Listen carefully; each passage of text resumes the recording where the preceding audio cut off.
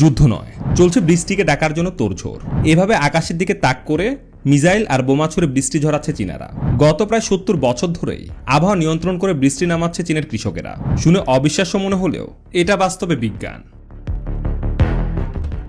চীনের আকাশে দেখা যায় ছোট ছোট রকেট ছুটে যাচ্ছে মেঘের দিকে, কিন্তু এই রকেটগুলো যুদ্ধের নয়, বরং এতে থাকে সিলভার আয়োডাইন, পটাশিয়াম আয়োডাইন কিংবা ড্রাই আইস নামের পদার্থ। এই রাসায়নিকগুলো মেঘে প্রবেশ করে কন্ডেনসেশন বাড়ায়, আর মুহূর্তে মেঘ ভারী হয়ে নামে বৃষ্টি। বিজ্ঞানীরা এই প্রযুক্তির নাম দিয়েছেন ক্লাউড সিডিং, অর্থাৎ মেঘে বৃষ্টি বপন। এই পদ্ধতিতে সাধারণত তিনভাবে কাজ করা হয়: বিমান থেকে রাসায়নিক ছিটানো, রকেটের মাধ্যমে কণা ছোড়া, অথবা ড্রোন দিয়ে নির্দিষ্ট মেঘে বৈদ্যুতিক চার্জ প্রয়োগ করা। চীন 1950-এর দশক থেকেই এই প্রযুক্তি ব্যবহার করছে।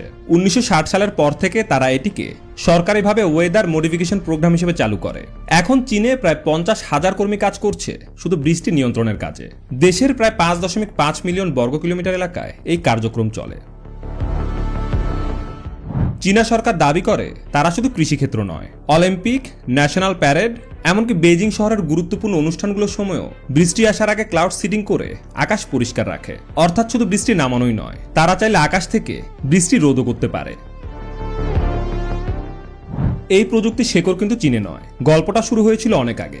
1946 সালে যুক্তরাষ্ট্রে বিজ্ঞানী ভিনসেন্ট শেফার ও আইরভিং ল্যাংমুর প্রথমবার মেঘে ড্রাই আইস ছুড়ে তুষারপাত ঘটাতে সক্ষম হয়।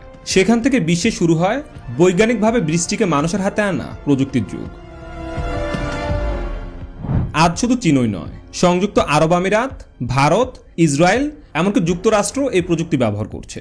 বিশেষ করে সংযুক্ত আরব আমিরাত মরুভূমিতে কৃত্রিম বৃষ্টি নামিয়ে সবুজ ক্ষেত তৈরি করছে। তারা ড্রোনের মাধ্যমে ইলেকট্রিক চার্জ দিয়ে মেঘে উত্তেজনা সৃষ্টি করে, ফলে পানিকণা যুক্ত হয়ে বৃষ্টি নামে।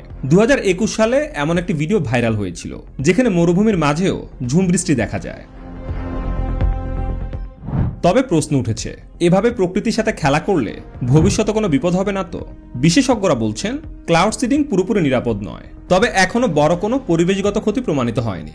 সিলভার আয়োডাইন নামের রাসায়নিক মাটিতে জমে গেলে দীর্ঘমেয়াদে মাটির গুণগত মানে প্রভাব ফেলতে পারে। তাছাড়া অতিরিক্ত বৃষ্টি বা অনাবৃষ্টি ঘটলে পার্শ্ববর্তী এলাকাগুলোর প্রাকৃতিক ভারসাম্য নষ্ট হতে পারে। তবে ইতিবাচক দিকও কম নয়। এই প্রযুক্তির মাধ্যমে খরা অঞ্চলে বৃষ্টি এনে কৃষকরা স্বস্তি পান, বনাঞ্চলে অগ্নিকাণ্ড নিয়ন্ত্রণেও সাহায্য করে। চীনের দাবি তারা ইতিমধ্যে 85% ক্ষেত্রে সফলভাবে বৃষ্টি ঘটাতে পেরেছে। বিজ্ঞানীরা বলছেন এই প্রযুক্তি বৃষ্টি তৈরি করে না, বরং বৃষ্টির সম্ভাবনা বাড়ায়। অর্থাৎ আকাশে মেঘ থাকতে হবে, সেই মেঘকে সক্রিয় করে তাড়াতাড়ি বৃষ্টি ঝরানোই ক্লাউড সিডিং এর কাজ। তবে প্রশ্ন রয়ে যায়, আজ যদি আমরা বৃষ্টিকে নিয়ন্ত্রণ করতে পারি, আগামী দিনে বজ্রপাত, ঝড় বা এমনকি তুষারপাতকে নিয়ন্ত্রণে আসবে? প্রকৃতি হয়তো আজও নীরব, কিন্তু মানুষ তার নিয়মে হস্তক্ষেপ করছে দিনে দিনে আরো গভীরভাবে।